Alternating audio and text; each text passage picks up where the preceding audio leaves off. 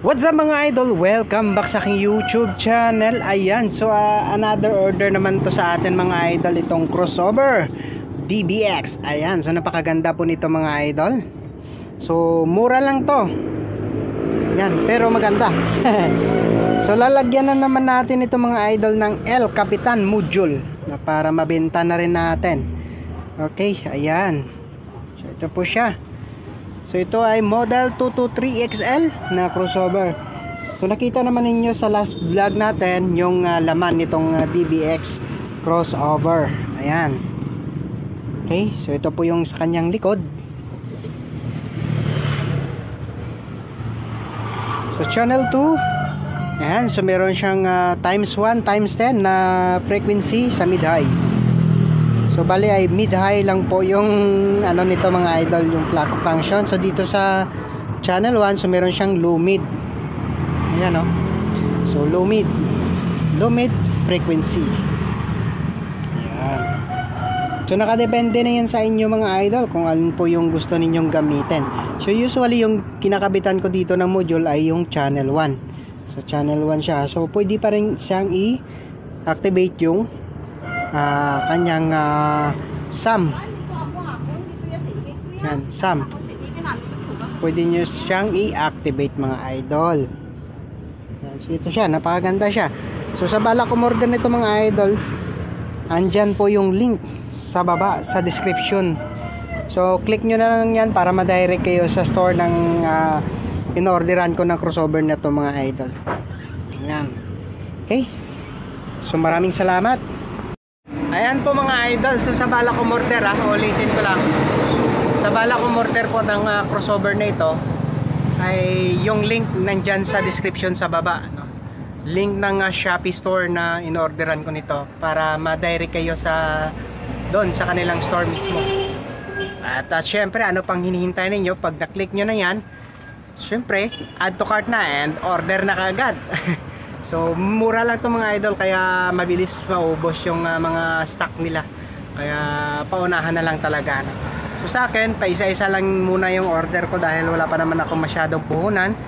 So kung merong order na module, so nag-order ako ng ng crossover. So nag-advance order lang ako, pero paisa-isa lang dahil wala pa tayong pera pang pang stock talaga ng crossover na ito mga idol. Ayan, so dalawang klase po ito. Ito ay 223XL. Yan, 223XL. Yung isa nito ay kulay white. Kung gusto niyo. So nakadepende na yan sa inyo mga idol kung ano po yung orderin niyo na kulay. Dalawang variation naman ng kulay nito mga idol. Ayan, so mura, napakaganda, quality na crossover mga idol. So DBX, parang original lang. So abangan niyo mga idol sa next mga vlog natin dahil nag-iipon pa ako ng pang-capital na sa crossover. And syempre meron tayong ano dito, parang module na ipapalit doon sa output mismo para siguro yung El Capitan natin medyo baka hindi na natin gamitin yon dahil meron na naman tayong bagong na discover, no, na pamalit dito sa IC mismo ng crossover. So na mas yung habol natin doon is yung distortion, yung noise na tinatawag ay mas ano natin, kailangan mawala, no, na kahit naka max volume ka pa rin, isagad mo yung volume niya, maganda pa rin yung kalalabasan. So doon tayo mag-upgrade sa IC section sa output. So upgrade natin doon. So parang naka-module ka na rin yon. So mas maganda pa nga dahil syempre assist pa rin yung frequency, wala tayong binago. So panatiling malinis, no? Or palinisin pa natin yung tunog na parang original na mga DBX crossover yung tunog niya. So abangan nyo na mga idol. So medyo may kamahalan ng konti yung yun yung mga parts na ilalagay natin dyan. So sa ngayon nag-iipon pa ako para mabili ko at ma-try ko na rin yun. So ayun, yun na yung natin, yung next na plan para sa crossover na DBX. So siguro ganon pa rin yung bintahan natin doon. Pero at least yung tunog ng crossover na mga Jafake ay parang tunog ng original na mga crossovers. Ayan, so maraming salamat mga idol.